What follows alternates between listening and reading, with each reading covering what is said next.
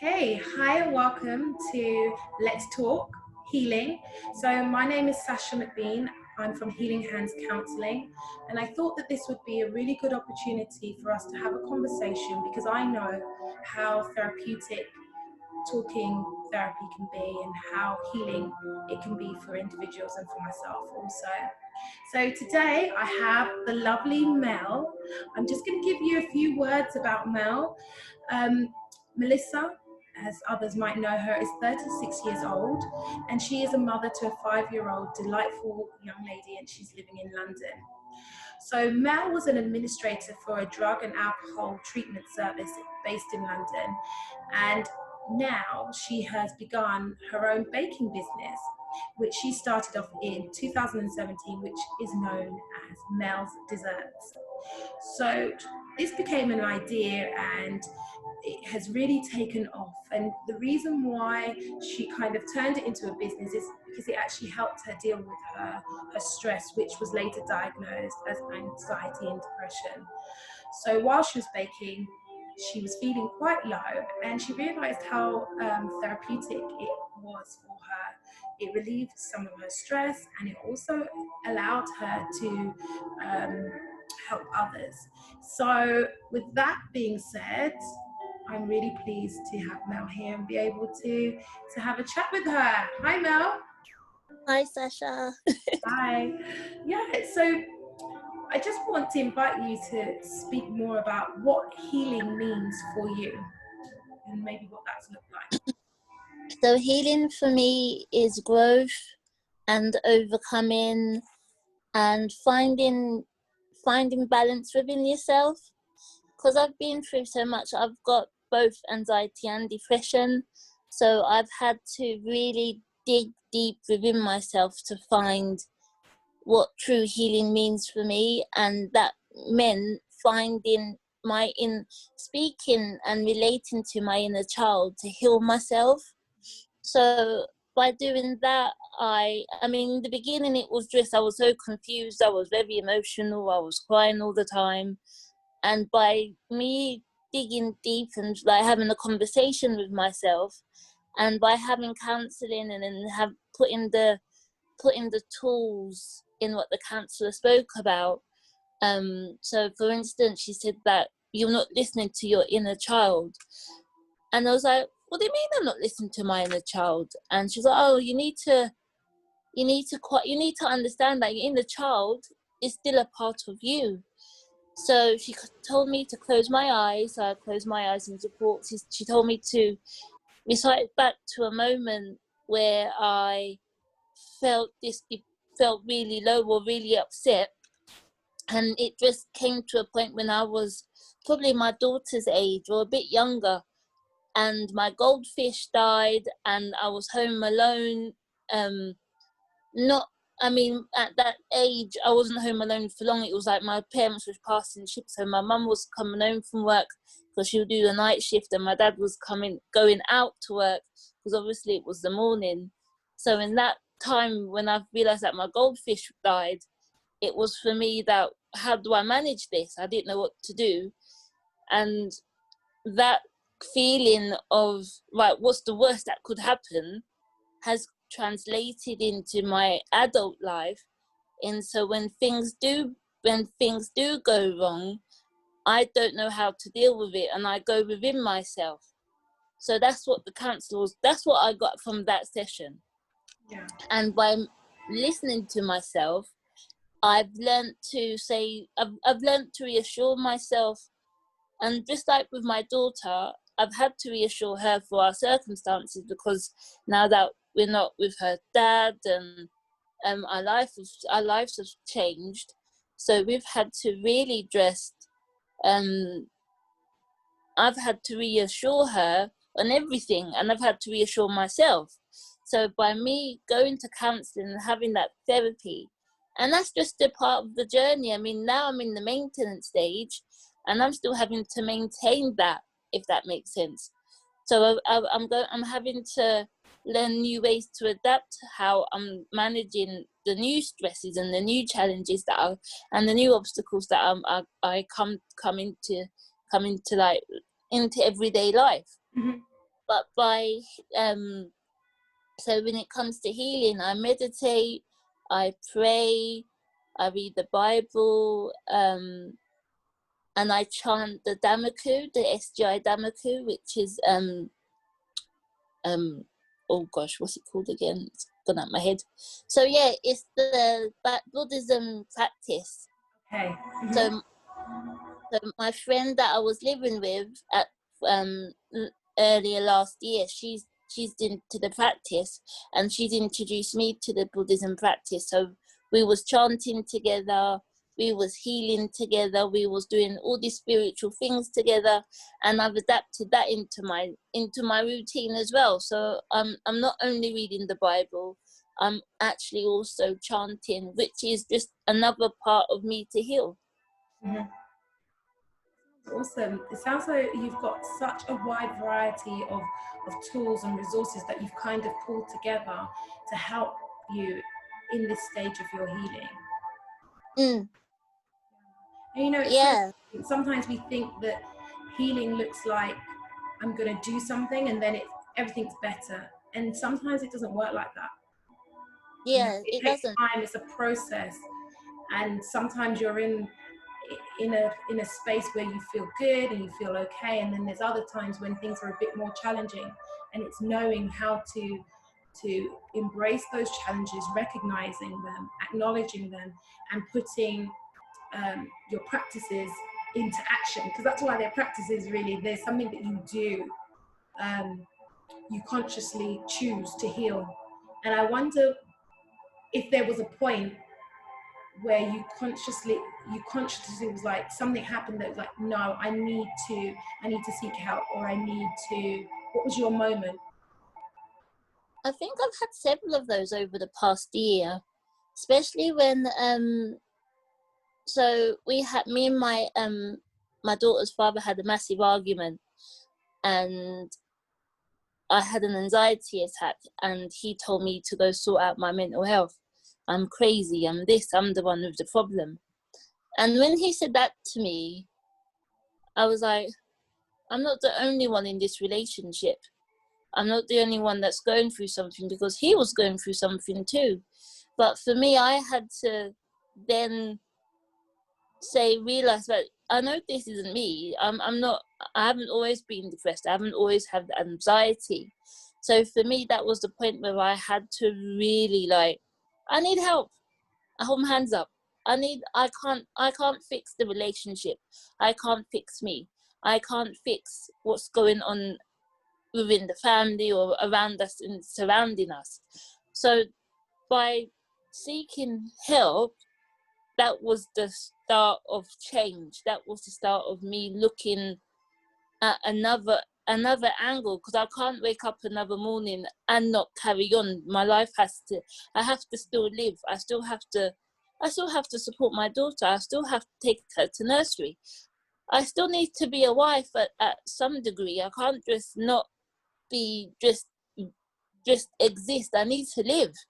So when he said that to me, that and he was like, you need to go sort out your mental health, I was offended, but at the same time, I was more relieved that it was like a wake-up call. It was like, okay, maybe I do need to sort myself out, sort out what's going on, because I'm organized. I'm always in a routine. I'm always doing, structure. And I didn't have a structure. I didn't have a routine, and I was so disorganized, and it was just so chaotic in my mind. So I had to then, when I sought the help and starting to see the signs that it wasn't only me, I was offered group therapy, but he didn't take it. So I just took therapy for myself. And by doing that, I'm the person I am now. It just sounds amazing. Like when you're saying that, I'm like, yeah, I want to clap for you, because it's like you had like that moment for yourself. It was like he suggested something, and he reflected something that was going on internally for you, and it was your awareness to some degree, but hearing him say that out loud to you really struck a chord, and it made you think, actually, I do. that voice inside of you that was kind of maybe confused and like not as organized, not yourself, kind of said, I'm not myself, I'm not me, I'm not Mel. And that meeting of yourself, that inner voice, propelled you to be like, okay, even if he's not willing to embark on this journey with me, I'm going to do this for me, because this is what I need in order to move forward. And as a result, you mentioned, you know, that you're now living with your daughter, and it sounds as though sometimes we can be in a situation, a circumstance that really both awakens us to a new level. Because I don't know if you did all of these practices before, but it sounds as though it made you tap into your inner child in your therapy. It made you tap into these Buddhist teachings to actually elevate yourself and be stronger, even if that meant completely changing the way in which you live. And I think that is such a courageous and bold thing. And I wonder if that would or maybe wouldn't have happened had you not been in that situation in your marriage at that point, that conversation taking place. So it's just amazing to hear your whole story, or this part of your story where there was like a catalyst saying, okay, their change needs to happen, it needs to come now. And you know, you kind of found a way through that situation to where you are today. So yeah. I mean, last year was the beginning of last year to where I am now. So I was living with my daughter and her father. We was together for 10 years. Then me and my daughter became homeless. We was living with my friend. And then all these other things started happening, really bad things started happening. And then I couldn't, it was like I was in a dark pit hole that was fire all around me, and I didn't know what to do. I didn't know who to talk to. I didn't know how to express it. I was doing so well by this time last year, and because I had therapy. I had therapy between January and June, so I was just at my mum's house, and then all these things started happening, all these really bad, horrible things, and then it was like, okay, I now need to do that again. I now need to take control of these bad things and turn it around, flip it around. And so I took a trip to Chicago. I threw myself in the deep end. I was on medication my doctor upped my medication, sorry, for my anxiety, and then he put me on heart medication because I said of the palpitations I was experiencing. And then I was stressed. It felt like what I would only imagine what a person on drugs like would feel like. I was just so sleepy, so unaware, and I don't remember. My memory is still affected, I'm sure, because I don't remember anything if I don't write it down. But then when I decided, like, right, I'm gonna take a trip. I'm going to Chicago for 6 days. I know Lily'll be fine. My mum and dad will take her to school. It's fine. It's only 4 weeks. I just need this time to throw myself in the deep end to overcome this anxiety, because the medication isn't working. Nothing's working. So I need to take this trip for me to just overcome this stage of anxiety. And then whatever happens afterwards, I know it'll be okay. And that's what I did. And I did have a little panic on the plane when I woke up and was just about to land. And I was like, we're landing. Oh my gosh. And I just don't like, and then the phobia for me was the whole fact of going through immigration. I just don't like dealing with the whole immigration thing because they're so strict. They don't smile. They're just really mean looking, and I just hate that. And when I woke up, I was like, we're landing. Oh my gosh, panic. But then I said, you know what? God is with me. God got me through this, and he will get me through the whole holiday. And that's how I lived. I literally said, God's going to get me through this. The God and the universe has got me through the whole year so far, and nothing's happened to me yet. So if I just keep that mentality, I'm going to be okay. And when I come back from Chicago, I will plan my business. I will register my company name, and I will do all the bits and pieces, the necessary steps. What I'll need to take is going to be fine. And I literally used that time in Chicago to find me and to have conversations with myself, which I never dreamed of having that kind of conversation with. And it was just so empowering, because a lot of people say, oh, you're so brave. I will never go on the plane by yourself. And I said, but why not? It's fun. I found myself, or I found a part of myself which I never would have found if I didn't go. So it's like, so from the beginning of last year to how it ended, it's like two different people. It's like two different journeys. And that was all because I believed and I spoke my life into existence. And I just took control of the situation. And this is where I am now. Wow, Mel, that is just awesome. And it's really inspiring to hear the mixture between your beliefs and your action. And I think that's sometimes a misconception, that if I believe, then everything will change. And there are some maybe ailments or illnesses or that we can't fix with just our belief. And I think that your beliefs help you to cope in those instances, to accept what is, because there are so many things and challenges that we come across that aren't necessarily causation. It's not about causation. It's not because I did this that this is happening. I didn't do this, that's why it's happening to me. And I think sometimes we can get into a headspace of, why is this happening? Why is it happening again? What do I need to do?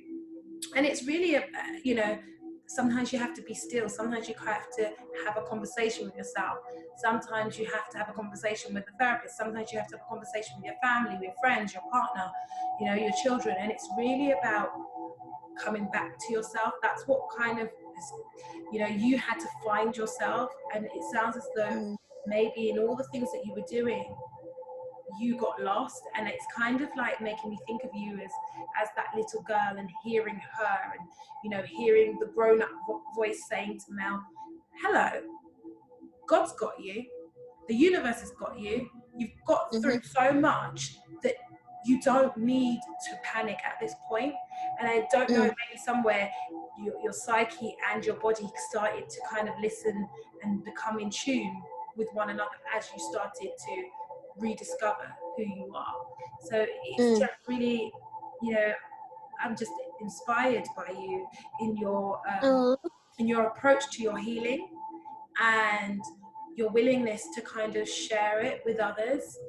I've just seen you talk so openly about your struggles and actually your breakthroughs. I'm really pleased and really happy that you're able to join me today for our first Let's Talk. And today it was Let's Talk Healing. So thank you so much, Mel. And I wish you the best in all that you do. And if you're watching this and you want to try some of Mel's lovely desserts, I will be sure to add some links there so you can enjoy the fruits of her labor. Thank you. You are welcome. All right. That's it for today. Bye.